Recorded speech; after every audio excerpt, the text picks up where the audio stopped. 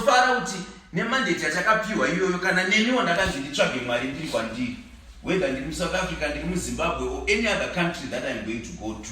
Ndakamboitawo dzimwe nyika dzandakaendawo dzakasiyana siyana, but even kwese kunyika kwandinoenda ndakatemberwa kunzi nditsvage Mwari ndiri ikoko. So ndichiziva kuti ndiri ndega ndinofanira kutsvaga Mwari, what a blessing it is kuwanawo vanhu vanouya pamwe chete neni kuzondibatsirawo kutsvaga Mwari, ivo vachitsvagawo Mwari ndichibatsirana navo kutsvaga Mwari, nekuti tese takatemerwa kunzi titsvanzvadzire, titsvage. Kana zvichinzi kutsvanzvadzira, ndinoona murume kana mukadzi panenge paenda magetsi murima adonhedza makiyi ake, kana kuti atsvaga ari kutsvaga machisi kuti abatidze rambi, atsvage achitsvanzvadzira kutsvaga kuti machisi ari kupi, abatidze candle, achitsvanzvadzira achiisa maoko achitsvaga kusvika azobata machisi, ofara kuti ndawana machisi, okwenya machisi ake aya achizobatidza rambi, otozoona candle rabaka, akuona, akuzotanga kuita zvo. Ndozvinoita Mwari izvozvo. Tinotanga nekutsvanzvadzira kusvika tamuwana. Kana tawana machisi aya tabatidza machisi, toti candle riri apa, rambi riri apa, toribatidza mwenje uya paunobaka, takutotanga kuona, takukwanisa kutozoona zvimwe zvizhinji. Pamwe tachikotsvaga machisi chete, but ezvino takutozotsvaga kuti ndiro dziri kupi, takutozotsvaga kuti mvura iri kupi, takutozotsvaga. Ndozvinoita kunamata Mwari izvozvo. Hallelujah. A few days ago ndakati ndichingofungawo zvangu kuti nai Mwari, vanhu venyu ndichavapei, zvino weekend zvayasvika, ko tikazoti tite chechi musi weSaturday, ndichati chii kuvanhu venyu? Ndobva Ishe vandiendesa kuna Luke chapter 19. Pane nyaya dziripo dzakati wandei dziripo ipapo. Chamboedza kubata chapter yese, but nguva yedu kana ikapera pamwe tichagumira panzira. Hallelujah. Zvatiri pano vanhu vanonzwa Shona vese, maybe regandiinde kuBhaibheri reShona toparidza neShona zvakare. Hallelujah. Zvino Jesu wakapinda Jeriko akapfuura napakati. Hallelujah. Amen.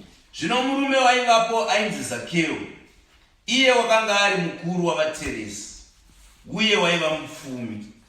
Hallelujah. Akatsvaga kuona Jesu kuti ndiye ani, asi wakanga asingaoni nekuti wakanga akapfupika.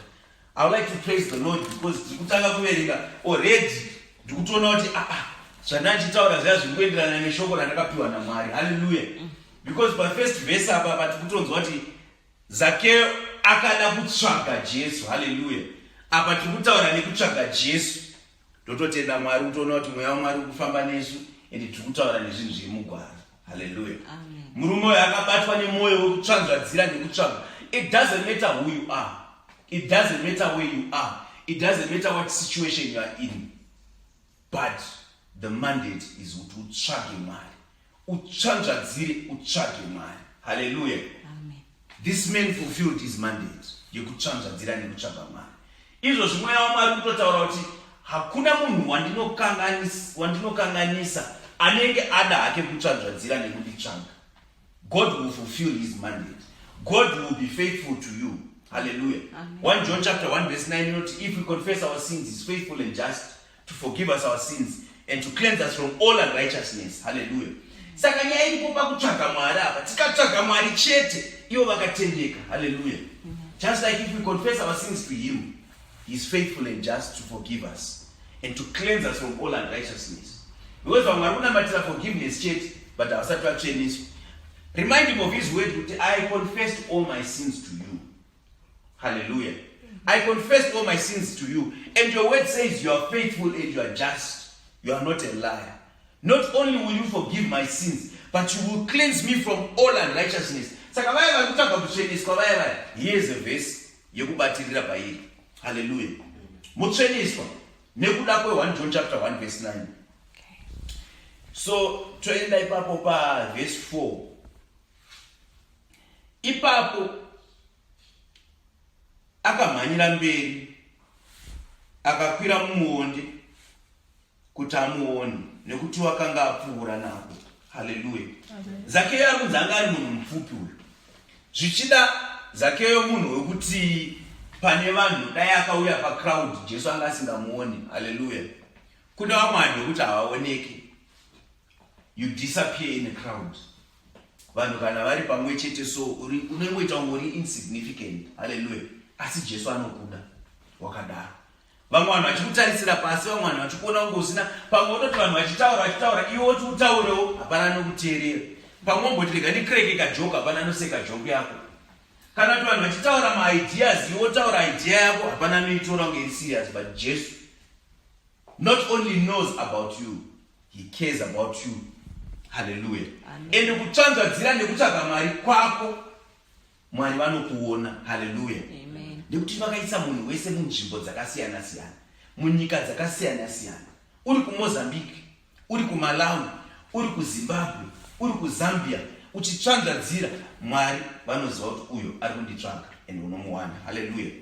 Zvino Jesu akati achisvikapo akatarira kumusoro akamuona akati kwaari, Zakeo, kurumidza uburuke nokuti nhasi ndinofanira kugara mumba mako. Hallelujah. Saka mukuona kuti murume uyu akatanga afunga kutsvaga Jesu. Hallelujah. Ndobva aona chaunga akati rega ndisiyane nechaunga. There's a blessing in doing something that everyone else is not doing. Amen. There's a blessing in realizing kuti munhu wese ari kuenda nenzira yakadai so, but inini ndoda kutsvaga Mwari. Hallelujah. Unogona kutonzi muchechi kwenyu kwese vanhu vakutokuona kunge unopenga because ukuita zvako wega. Vanhu vese vakutokuona kunge ukuita because hausi kuteedzera munhu wese. But the difference iripo handisi kuti kai uite zvivi, but ndikureva kuti iwewe wopengeswa nekutsvaga Mwari. Wopengeswa nekutsvaga Mwari to a point yekuti munhu wese ari kuenda nedirection yakati yoti no, I'm not going to go that direction. I'm going to go further. I'm going to go beyond them. I'm going to climb up an olive tree. Hallelujah. Vamwe vaitarisa kuti Jesu ari apa. Hallelujah. Vachifamba vachipushana and they were happy to be in the crowd. Right now there are some people who are happy to be in the crowd. Vachifamba nema standards anasi. But you will raise your standard. Hallelujah.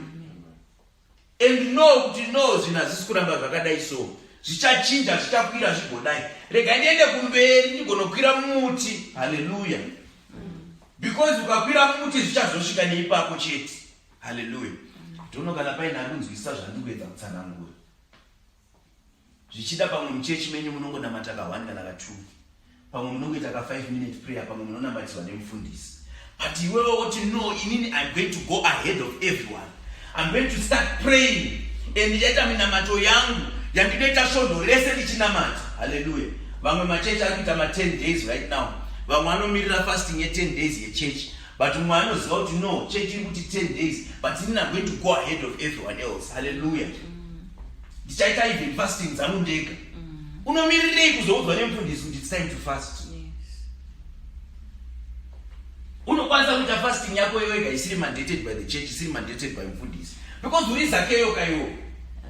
Mufundisi akareba kawo, iwe uri mupfupi. Zvinoda munhu anonzwisisa kuti ndakapfupika inini. Handingaoneke just like everyone else. So I have to do something extraordinary. Hallelujah. Zakeo to do something extraordinary kuti aoneke. Hallelujah. Amen. Vamwe vachifasta 5 days, iwe uita more. Hallelujah. Amen. Vamwe mazuva anoti tichafaste iwe urambo uchiendera mberi. Hallelujah. Amen. Vamwe vachinamata vachisvika muchechi, iwe unonamata usati wasvika muchechi. Wototanga unamata uri kumba. Hallelujah. Yes.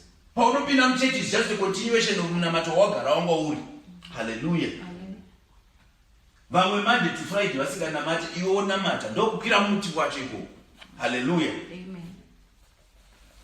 Iye akakurumidza kuburuka, akagamuchira nomufaro. Hallelujah. Amen.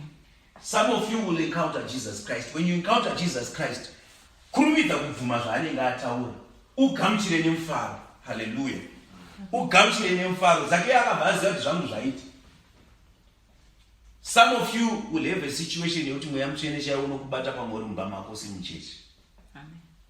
Gamuchira nemufaro. Samirire kuti zvepachaunga zviri dangerous futi. Because chaunga chinongofara tofigwa chiri 5,000.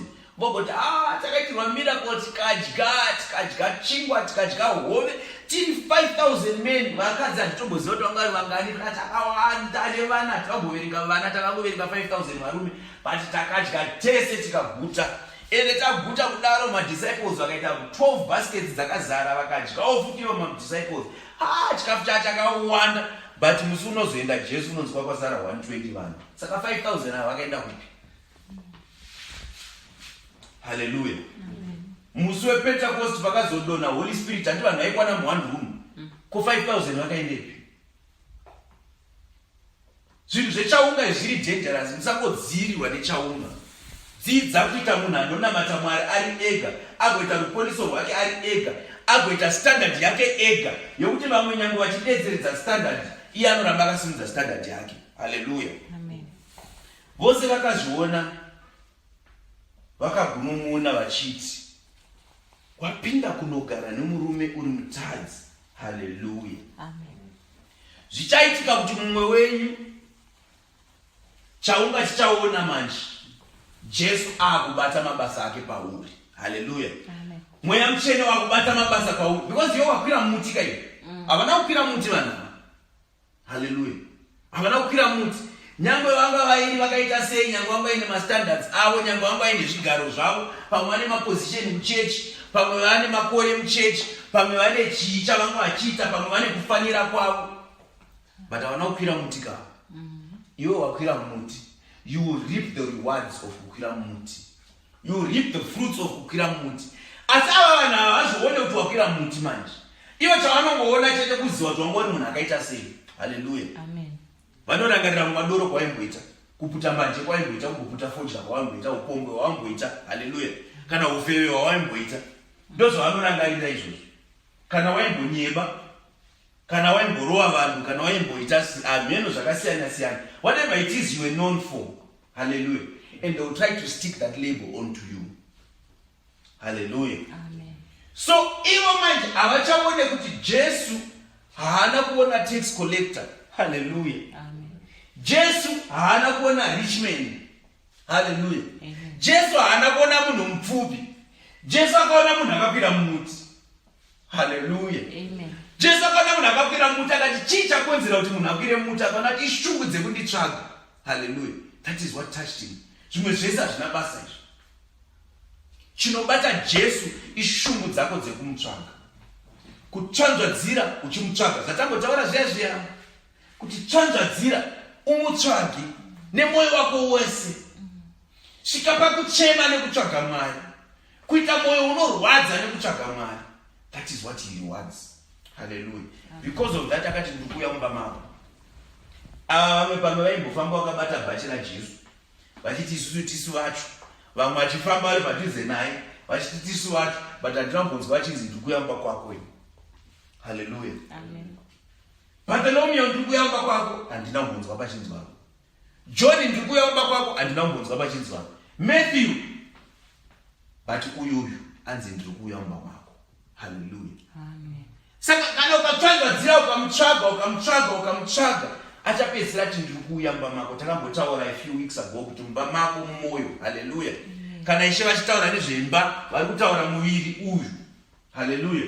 Kana vachiti ndiri kupinda mumba mako vari kutaura kuti ndiri kuuya mumwoyo mako. Haleluya. Kune vamwe vachibvunza kuti how do you get born again? This is how you invite Jesus into you. As you draw nearer to him, he will draw nearer to you. The more you seek God, the more he reveals himself to you. Hallelujah. Amen. The more you spend time in prayer, the more you spend time with God, the more he reveals to you. The more you come to church, the more you read the word of God, the more you pray, the more you worship, the more you sing, the more God draws nearer to you. Amen. It's because now you're getting closer to God. It's because now you're looking and seeking God more. Hallelujah. Amen. Ipapo Zakeo akamira akati kunaShe, tarira Ishe, hafu yepfuma yangu ndinoipa varombo.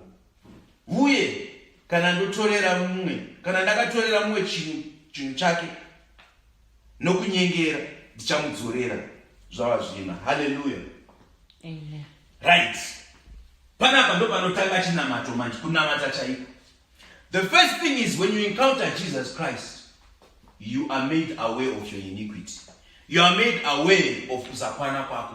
You are made aware of zvivi zvako. And you confess. Hallelujah. Kana usati wambokonfesa zvivi zvako usati wasangana na Jesu. Hallelujah. Amen. Ndokutendeuka chaiko manje. Kutendeuka chaiko ndekwe munhu anobvuma zvivi zvake. Hallelujah. Amen. Yes, it's important kusumuka panonzi to those who want to give their lives to Jesus Christ, to those who want to wopfugama pamberi pevanhu. But this is more important. Kubvuma utadzi hwako kuna Jesu. Hallelujah. Amen. Secondly, uyu murume uyu aita chikurukuru, aita chitsotsi. Tax collectors were the richest people in Israel at the time. And they were the most hated people in Israel at the same time. Because vanhu ava zvavaita, Israel was under oppression of the Roman Empire. But the Roman Empire was so clever, they used to use other Israelites to go to Israelites and get tax from them. Hallelujah. Amen. So what they would do is, Romans vanga vasingaendi mudzimba dzemaIsrael kunopiwa tax. Romans aitsvaga Israelites mamwe avanosarudza kuita tax collector. Then tax collector ndo vaenda kudzimba dzemaIsrael, ndo vaenda kune mamwe Israelites. Then when they collect the tax from them, they will then remit to the Roman Empire. Hallelujah. But chitsotsi chaiitika manje ndechekuti vakomana vetax ava ezvinezvi tine matsotsi mamwe anoita zvetax vakazvidzidza zvakabvira kudhara hazvina kutanga ezvinezvi. Vakomana ava vaiti vakauya kutax, pavari kufanira kutora 10 rand kumunhu vanotora pamwe 20 rand. Hallelujah. And ofuti vaiba futi because vanga vasingaendese kuRoman Empire mari yese. Hallelujah. Amen. Meaning kuti pamwe vaitora times 3 avanofanira kutora 1 voendesa kuti 2 votora kunoko. Amen. Handizivo ratio dzavaishandisa. But usually vanonzi vaidouble mari yavaifanira kutora. Imwe votora. So panapa ndo paari kutaura achiti half yepfuma yangu ndinoipa kuvarombo. Hallelujah. Haungati uri muKristu akapona uchitadza kubatsira varombo. Moyo wako unofanira kuva nenguva yaunofunga varombo. Hallelujah. Amen. Moyo wako unofanira kuva nenguva yaunombotsvagawo umwe munhu kushaya kana wani munhu wakambobatsira muupenyu. Kushayo kana munhu wani anoti zuva iri ndakadya chakabva kwauri. Kushayo kana munhu wani anotiwo ichi chandakapfeka ichi chakabva kuna brother kana sister ningi. Kushayo munhu wekuti ndakambopiwa lift kana ndakambo. Just because you have doesn't mean others cannot partake of what you have. Hallelujah. Amen. Uye, if you have, God actually blesses you to bless others. Uri custodian chete. Hallelujah. Amen. Saka kana uri muKristu, you are not supposed to be mean. Haungati iwewe uri kutenga 10 loaves dzechingwa, chimwe chichiora uchirasa mubhini, vamwe vanhu vasina kana slice yechingwa. Unotofanira kuva nenguva yaunogara pasi uchifunga kuti hakuna here vandingabatsire when you can afford. Hallelujah. Amen. Anoendera mberi obva ati uye kana ndakatorera mumwe chinhu nokunyengera ndichamudzorera. Ndo vaya vatachitaura vaya vaikurukwa manje pamatax. Nokuti aenda unotora tax yakawandisa, imwe woisa otyorera muhomwe. Ndo vari kuti I will return Mario. Hallelujah. Amen. And not only is he returning, ari kuti ndikudzorera kaviri. Hallelujah. Yes. Kana tiri Old Testament tinotoona pane matext mamwe anotaura kuti if a thief should be found, he is to repay 7-fold. Hallelujah. Amen. Kuziva kuti chinhu chinonzi restoration. Takambotaura nezverestitution. Ndikatomboita video yerestitution. Mazuva ndakatanga ministry yangu, mazuva ndakatanga kuparidza. One of the first things I did was that video restitution. Ndichitsanangura kuti kana ukabira munhu, hazvina kururama kuti uende kuna Mwari unokumbira ruregerero rwekubira munhu, but munhu iye achiri kuchema. Baba chehore nebvudzi dzavo dzakanaka idzi, ndikavabira bhuku idzodzo, ndikanzwa shoko raMwari hazvina kukwana kuti ndiende kuna Mwari ndonoti Mwari ndiregererei. Because vavachehori vachiri kuchemera bvudzi dzavo, vachiri kurwadziwa, ndinofanira kudzokera kwavari ndonoti mudikani, sori, bvudzi dzako ndini ndakadziba, ndini ndakadzitora. Togadzirisana sei? Do you accept them as they are? If he does, zvakanaka. If he says, aiwa kabati wakambodzipfeka ukambodzishandisa ndakuda dzinyowa, you have to. Hallelujah. Amen. Kana vakatiwo aiwa ndichagire dzimwe, kana kuti haanono chingodzichengeta dzako wasunungurwa. But only his forgiveness will unlock the forgiveness of God. Hallelujah. The same thing nemudzimai kana murume. Kana uchigara nemurume wemunhu, unofanira kuita restitution yekuti adzokere kumukadzi wake. Likewise, kana uchigara nemukadzi wemunhu, unofanira kuita restitution yekuti adzokere kumurume wake. Kana zvichibvira kutoendako kunoti ndiregerereiwo, nguva yese ndaigara nemunhu uyu ndisingazive kuti akaroorana akachata nemi. But nhasi kubvira nhasi handichazviiti zvakare, ndamudzosa kwamuri.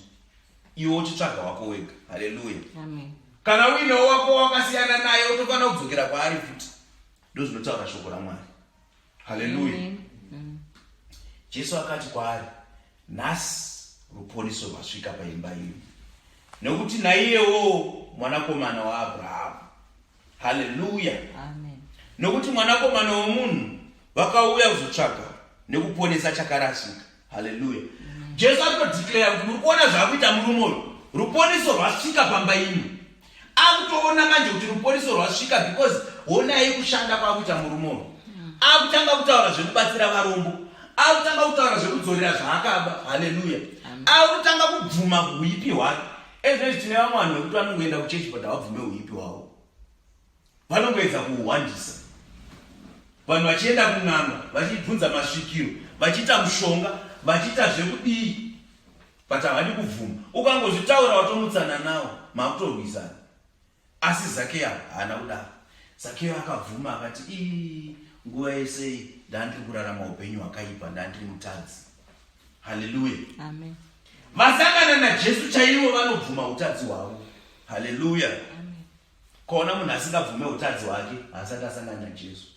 Asi panoda kunzwisiswa futi ipapo kuti kubvuma utadzi hakusi kuti wobvuma utadzi woramba, Mwari nzwai munamato waitwa neni mutadzi, mangwana wadzokera futi waita chitadzi, Mwari nzwai munamato waitwa neni mutadzi, uchingoramba uchingotadza uchiramba uchiita. Pauro anotaura kuti torambira muzvivi here kuti nyasha dziwande. Amen. Ozoti aisha. Hallelujah. Kana watadza unofanira kukumbira regerero, unofanira kureura, unofanira kuregererwa. Wotsvaga kuberekwa kutsva, wotsvaga kucheneswa pasi pemwoyo, wotsvaga kudzurwa kwemudzi wechivi, wotsvaga kubhabhatidzwa kwerombe kwerwemasimba omweya mutsvene. Worarama upenyu husina chivi. Hallelujah. Amen. Kwete kuti urambe uchidzokera muzvivi, urambe uchidzokera muzvivi. Vakati vachinzwa izvozvo, akawedzera akataura mumwe mufananidzo, nokuti wakanga ava pedyo neJerusarema. Ivo vakati, ushe hwaMwari hwobva hwaonekwa pakarepo. Naizvozvo akati, murume munhu mukuru wakaenda kunyika yakanga iri kure kuti andopiwa ushe agodzokazve. Akadana varanda vake vane 10, akavapa pondo dzine 10. Akati kwavari, shambadzai kusvika ndichauyazve. Asi vanhu venyika yake vakanga vachimuvenga, vakatuma nhume kumutevera, ndokuti hatidi kuti uyu munhu ave ishe wedu. Zvino wakati vadzoka kuuya kwakanga andopiwa ushe, akarayira kuti vaya varanda vakanga apa mari vadanirwe kwaari, anzwe kuti umwe noumwe wakawanei nokushambidzira kwake.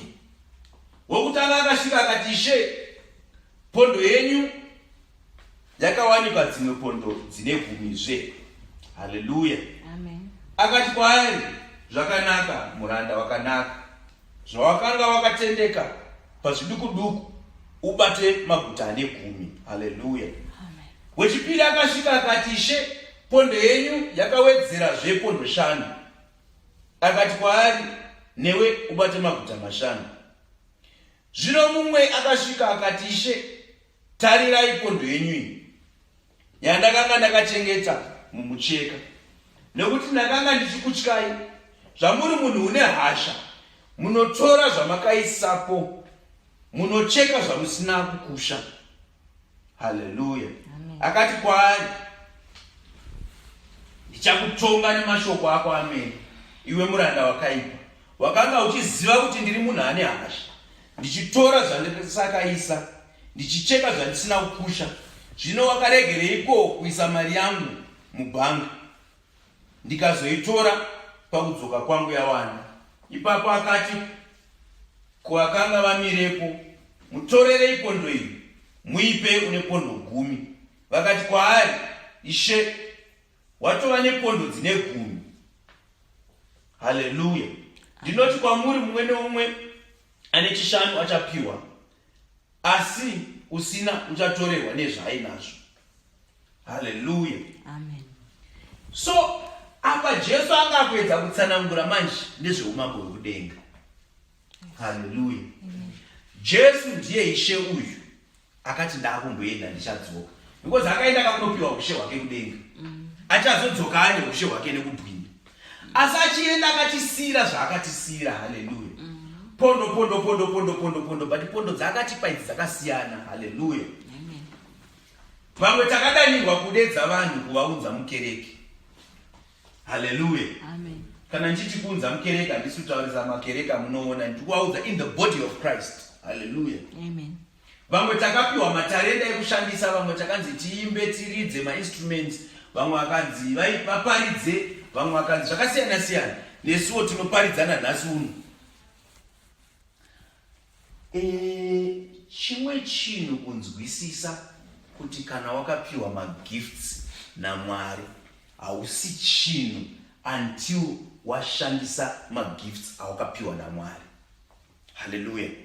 Inyaya inoda kunyatsokunzwisisika iyoyo, because kunoitwa politics muchechi.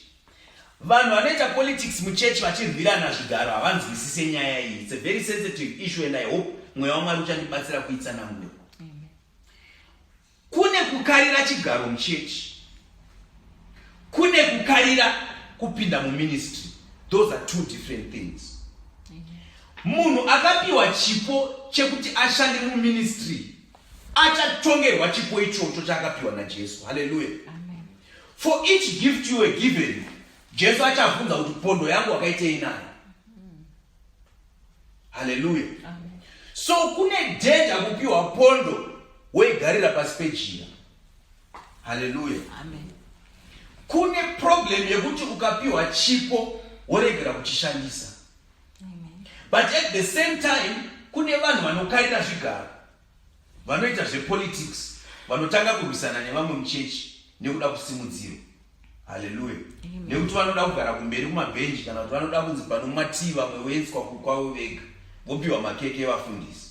Zvakasiyana izvozvo. Hallelujah.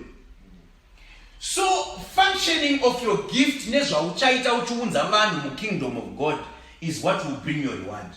Ani mazwa kuti uyu akanzi waunza 10, saka ndakupa 10 maguta. Aniziva kuti chii chaitika kudenga pamwe tichapiwa maguta according to vanhu vatakatendeutsa. Ndokana ndichitaura nyaya iyi kuti inini ndinotenda Mwari nekuti ndine vanhu vakatendeuko nekuda kwekuparidza kwangu. Hallelujah.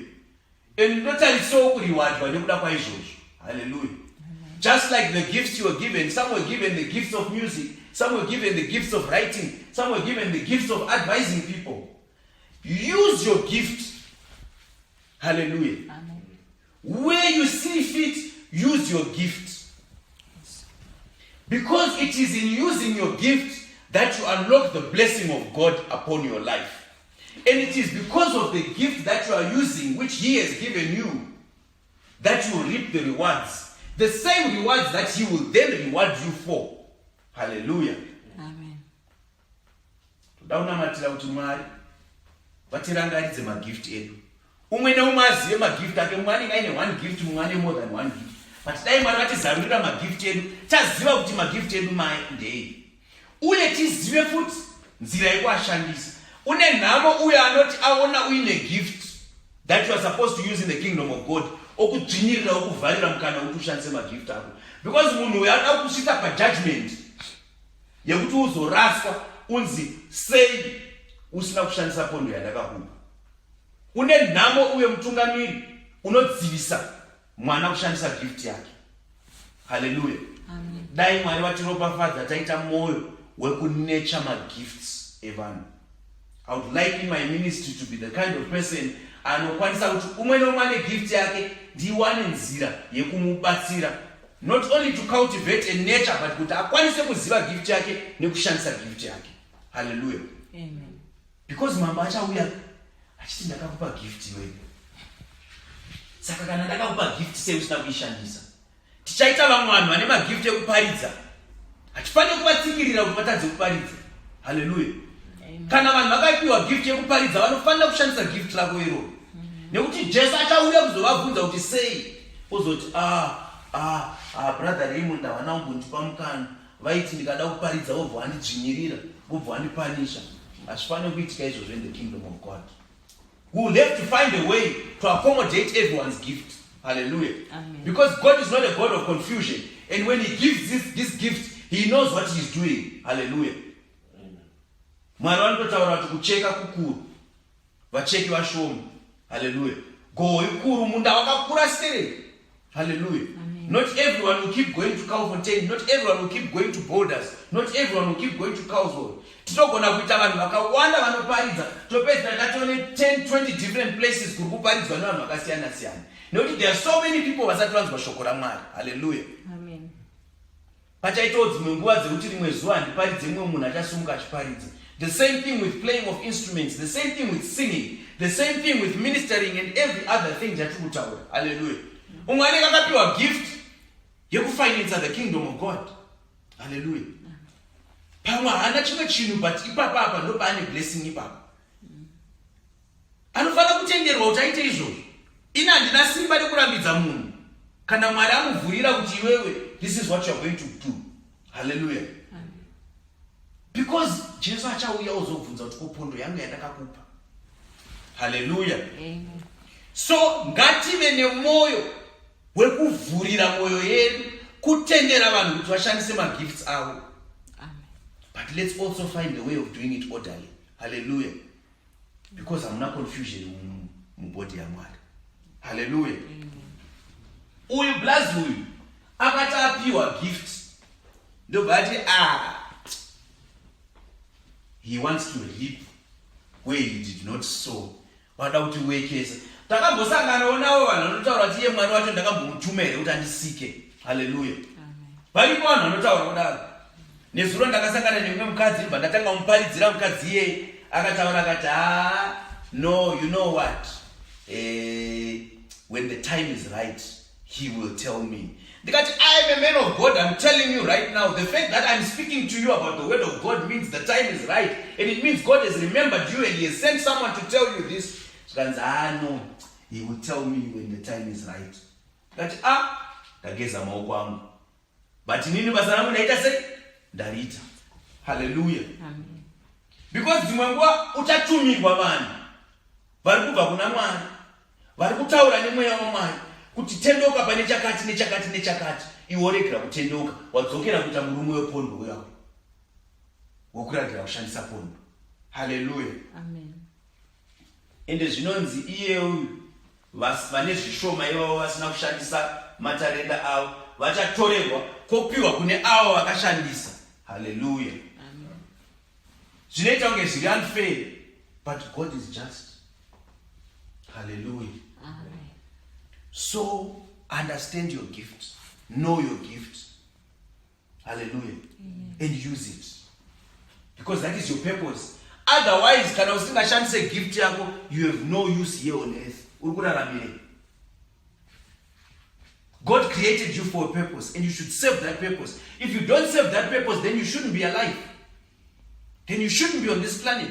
Justify your existence. Urikuitei pano kana usingasave a purpose yako. Hallelujah. Amen. Endo avo vanodzivisa purpose yevamwe. Imhosva huru iyoyo kuna Mwari isingaregerereki. because God has set out his will and said, this person will do this, this person will do this, this person will do that. Iwo uya wozviita munhu ari antichrist, because guys zvaitwa naChrist guys. Iwo wato antichrist kudzivisa kuti no hazviite. As long as I'm alive hazviite, manje Mwari vanokutora manje. Because watika as long as I'm alive hazviite. Dai Mwari vatibatsira tisadzivise kuda kwavo. Hallelujah. Asi vavengi vangu avo vakanga vasingadi kuti ndive ishe wavo, uyai navo pano muvauraye pamberi pangu. Hallelujah. Izvi zviri doesn't need to be explained. Munhu wese anoziva kuti vavengi vaJesu vese vasingateedzere Jesu vachaurayiwa. Second death yekukandwa in the lake of fire tinogara tichiparidza pano. Hallelujah. Wakati areva izvozvo akatungamira mberi achikwira Jerusalemu. Akati aswedera Betifage neBetania kugomo rinonzi reMorivi, akatuma vadzidzi vake vaviri achiti, endai kumusha wakatarisana nemi. Kana muchipinda mauri muchawana mhuru yembongoro yakasungirwa isina kumbotaswa nemunhu. Muisunungure mugouya nayo. Hallelujah. Kana mumwe akubvunzai achiti, munosunungurureiko? Muti kwaari, kudai Ishe unoida. Hallelujah. Avo vakatumwa vakaenda vakandowana sezvaakanga avaudza.